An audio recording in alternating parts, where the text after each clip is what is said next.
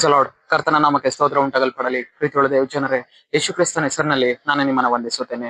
ಕೀರ್ತನೆಗಳು 31ನೇ ಅಧ್ಯಾಯ 20ನೇ ವಚನದಲ್ಲಿ ವಾಕ್ಯವು ಈ ರೀತಿಯಾಗಿ ಬರೆಯಲ್ಪಟ್ಟಿದೆ. ವಿವಾದಿಸುವ ನಾಲಿಗೆಗಳಿಂದ ಕೇಡಾಗದಂತೆ ಅವರನ್ನು ಗೌಪ್ಯ ಸ್ಥಳದಲ್ಲಿ ಅಡಗಿಸುತ್ತಿ ಎಂದು ವಚನವು ಬರೆಯಲ್ಪಟ್ಟಿದೆ. ಅಂದರೆ ಪ್ರೀತಿಯುಳ್ಳ ದೇವ ಜನರೇ, ಕರ್ತನಾತ್ಮನು ಈ ಮುಂಜಾನೆ ವೇಳೆಯಲ್ಲಿ ಆತನ ನಮ್ಮೊಟ್ಟಿಗೆ ಈ ರೀತಿಯಾಗಿ ಮಾತನಾಡುವವನಾಗಿದ್ದಾನೆ. ಏನೆಂದರೆ, ದೇವರ ಆತ್ಮನು ನಮ್ಮನ್ನ ಏನ್ ಮಾಡುವವರಾಗಿದ್ದಾರೆ? ಮರೆ ಮಾಡುವವರಾಗಿದ್ದಾರೆ. ಯಾವುದರಿಂದ? ವಿವಾದಗಳಿಂದ ದೇವರು ನಮ್ಮನ್ನ ಏನ್ ಮಾಡುವವರಾಗಿದ್ದಾರೆ? ಮರೆ ಮಾಡುವವರಾಗಿದ್ದಾರೆ. ಇವತ್ತು ನಮ್ಮ ಜೀವಿತದಲ್ಲಿ ಅನೇಕ ವಿಧವಾದ ಒಂದು ವಾಗ್ವಾದದ ಕಾರ್ಯಗಳು ನಮ್ಮ ಜೀವಿತದಲ್ಲಿ ಅದೇನ್ ಮಾಡಿಕೊಂಡಿರುವಂತದ್ದಾಗಿದೆ, ಹೋರಾಡಿಕೊಂಡಿರುವಂತದ್ದಾಗಿದೆ. ನಮ್ಮ ಕೆಲಸಗಳ ಕಾರ್ಯಗಳಲ್ಲಿ ಒಂದು ವಿವಾದಗಳು, ನಮ್ಮ ಕುಟುಂಬಗಳಲ್ಲಿ ಒಂದು ವಿವಾದಗಳು, ನಾವು ಹೋಗುವಂತಹ ಮಾರ್ಗದಲ್ಲಿ ಬರುವಂತಹ ಮಾರ್ಗದಲ್ಲಿ ಒಂದು ವಿವಾದಗಳು, ಈ ರೀತಿಯಾಗಿರುವಂತಹ ಒಂದು ವಾಗ್ವಾದಗಳು ನಮ್ಮ ಜೀವಿತದಲ್ಲಿ ಅದೇನ್ ಮಾಡಿಕೊಂಡಿರುವಂತದ್ದಾಗಿದೆ, ಹೋರಾಡಿಕೊಂಡಿರುವಂತದ್ದಾಗಿದೆ. ಪ್ರೀತಿಯುಳ್ಳ ದೇವ ಜನರೇ, ಆದರೆ ದೇವರಾತ್ಮನು ನಮ್ಮ ಜೊತೆಗಾರನಾಗಿ ಇರುವವನಾಗಿ ನಮ್ಮ ಮೇಲೆ ಬಂದಿರುವಂತಹ ಎಲ್ಲ ವಿಧವಾದಂತಹ ವಿವಾದಗಳಿಂದ ದೇವರು ನಮ್ಮನ್ನ ಮರೆ ಮಾಡುವವರಾಗಿದ್ದಾರೆ. ತನ್ನ ಹಸ್ತದಿಂದ ದೇವರು ನಮ್ಮನ್ನ ಮುಚ್ಚಿ ಮರೆ ಮಾಡುವವರಾಗಿದ್ದಾರೆ.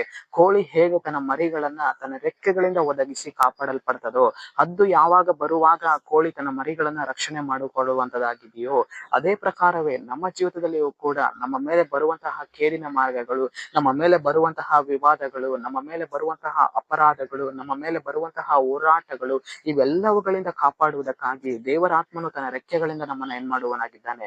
ಮರೆ ಮಾಡಿಕೊಳ್ಳುವವನಾಗಿದ್ದಾನೆ. ನಮ್ಮ ಕುಟುಂಬವನ್ನ ಮರೆ ಮಾಡಿಕೊಳ್ಳುವವನಾಗಿದ್ದಾನೆ. ನಮ್ಮ ಕೆಲಸ ಕಾರ್ಯಗಳನ್ನ ಮರೆ ಮಾಡಿಕೊಳ್ಳುವವನಾಗಿದ್ದಾನೆ. ನಮ್ಮ ಸಭೆಯನ್ನ ಮರೆ ಮಾಡಿಕೊಳ್ಳುವವನಾಗಿದ್ದಾನೆ. ನಮ್ಮ ಸೇವೆ ಕಾರ್ಯಗಳನ್ನ ಆತನು ಮರೆ ಮಾಡಿಕೊಳ್ಳುವವನಾಗಿದ್ದಾನೆ. ಯಾವುದರಿಂದ?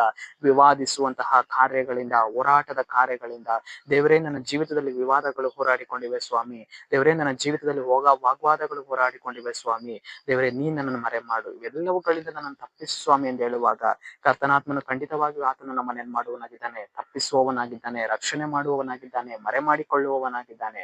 ಆತನು ನಮಗೆ ಬಂಡೆ ಆಗಿರುವುದರಿಂದ, ಆತನು ನಮಗೆ ಕೋಟೆ ಆಗಿರುವುದರಿಂದ, ಆತನು ನಮ್ಮನ್ನ ಕಾಯ್ದು ಕಾಪಾಡುವಂತಹ ಗುರಾಣಿ ಆಗಿರುವುದರಿಂದ, ಆತನು ನಮ್ಮನ್ನ ಮರೆ ಮಾಡಿಕೊಂಡು ನಡೆಸುವವನಾಗಿದ್ದಾನೆ.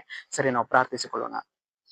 ಅಪ್ಪ ಕರ್ತನೆ, ನಿನಗೆ ಸ್ತೋತ್ರ ಸ್ವಾಮಿ. ಮುಂಜಾನೆ ವೇಳೆಯಲ್ಲಿ ದೇವರೇ, ಈ ವಾಕ್ಯ ಭಾಗ ಸಂದೇಶವನ್ನ ನೋಡುವ ಜನಗಳನ್ನು ಸಂಧಿಸು ಕರ್ತನೆ.